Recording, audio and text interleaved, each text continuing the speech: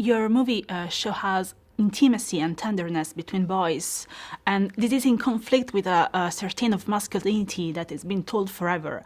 Do you think that the youngest generation can break this chain and live their life in a really more free way?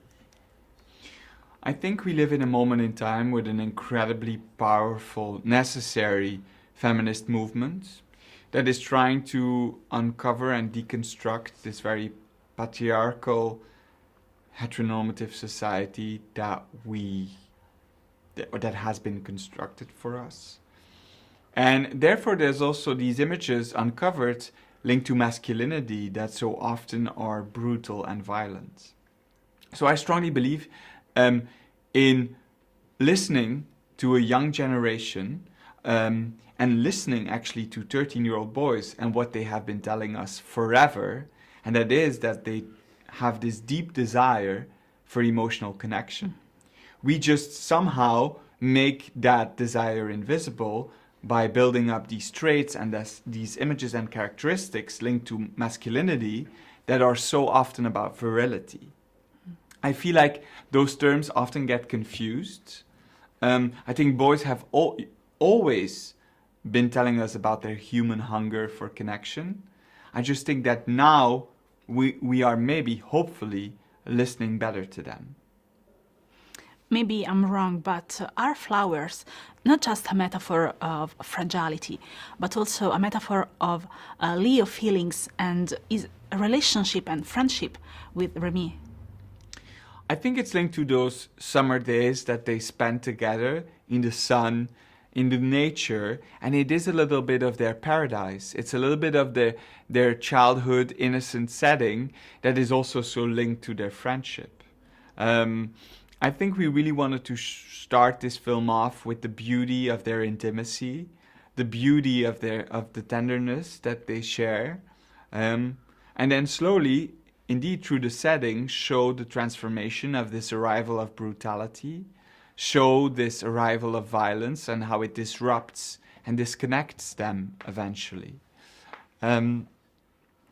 So yes, I do think like it is really linked to their unity, to the bond that we see they have in the beginning of the film. And there's this real question in the film is whether these flowers can return, whether these colors can come back in the universe of this film.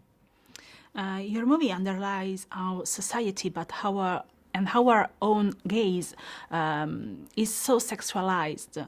Do you think that is something that we can change? Because the Remy and Leo relationship changed because someone sees something that isn't real, but it's changed everything. I think we are indeed conditioned to look at these types of images of young men laying in a bed together very close to each other immediately through the lens of sexuality. Me as well, I'm also a product of this society.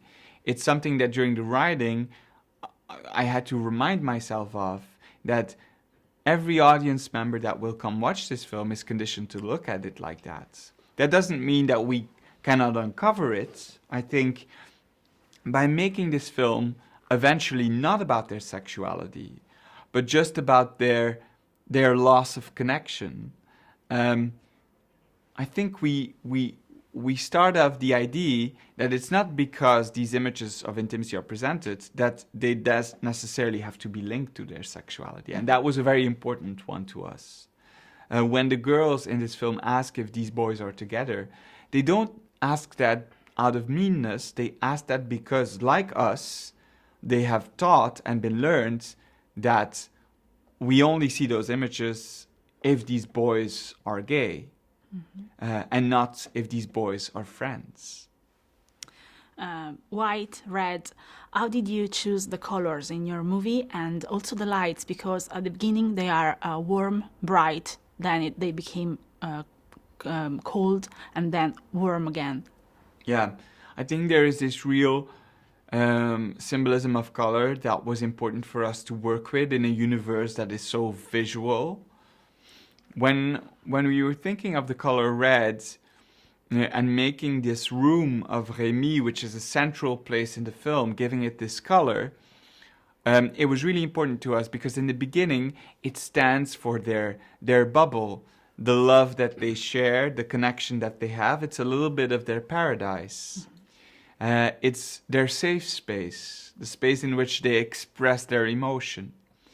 But then the tonality of the film changes, and actually the space and the color red, by use of the light, it becomes a space that has more of a harrowing effect to it.